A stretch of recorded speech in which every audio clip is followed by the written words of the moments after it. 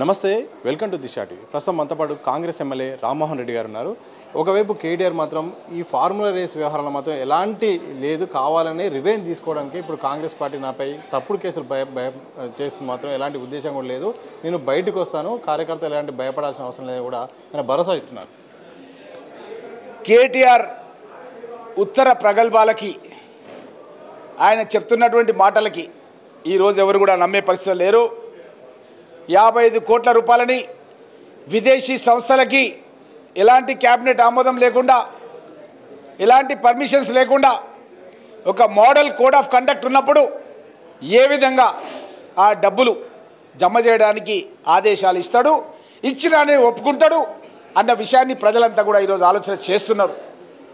గతం లోపల ఏమన్నాడంటే కేటీఆర్, నేను జైలుకు పోతే మంచిగా యోగా చేస్తా, ఫిట్నెస్ తయారైతా, వేరే వాళ్ళందరూ కూడా ముఖ్యమంత్రులు అయిన జైలుకు వచ్చిన వాళ్ళు, నేను కూడా జైలుకు పోయి మంచిగా తయారై వస్తా ఫిట్నెస్తో తందరుస్తుగా అని మాటలు మాట్లాడిండు.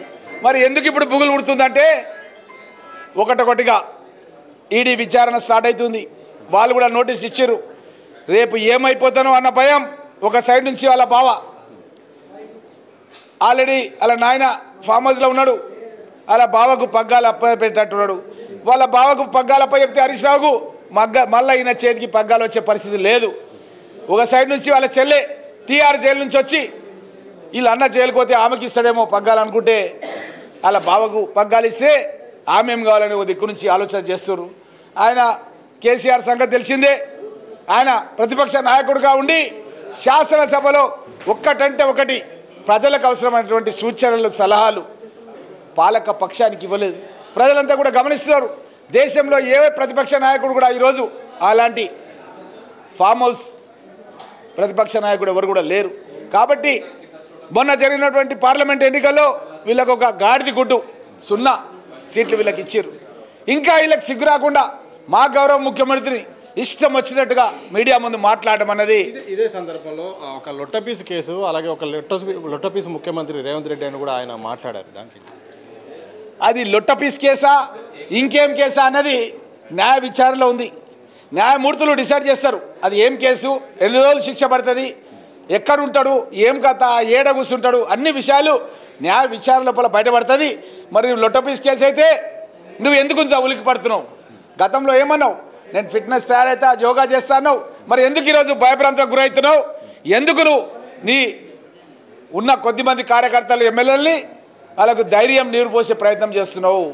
వాళ్ళు కూడా వెళ్ళిపోతారేమో జారిపోతారేమో అని బుగులు పడుతున్నావు. ఎందుకు బుగులు పడుతున్నావు?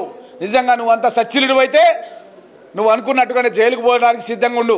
అంతేగాని ఈ విధంగా మా ముఖ్యమంత్రిని లొట్టపీస్ ముఖ్యమంత్రి అని అంటే ప్రజాక్షేత్రంలో మీకున్న కొద్దిపాటి ఎమ్మెల్యేలని, మీ యొక్క నాయకులను, మిమ్మల్ని ప్రజాక్షేత్రంలో తిరగనియర్, తస్మాత్ జాగ్రత్త కేటీఆర్ అని హెచ్చరిస్తున్నాం.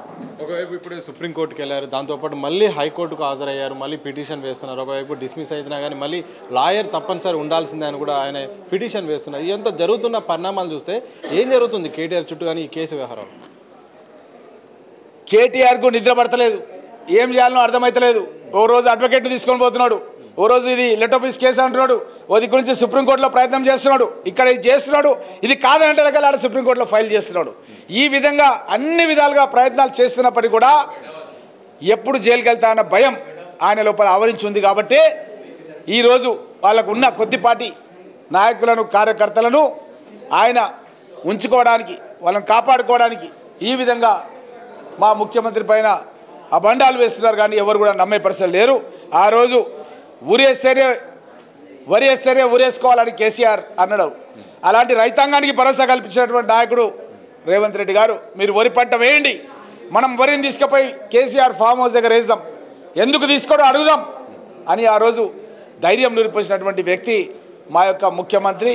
కాబట్టి ఇవన్నీ కూడా చూసి ఇంకా భవిష్యత్తులో ఈ పార్టీకి లేదు భవిష్యత్తు అని గుర్తించి ఈ విధంగా మాట్లాడడం అనేది జరుగుతుంది.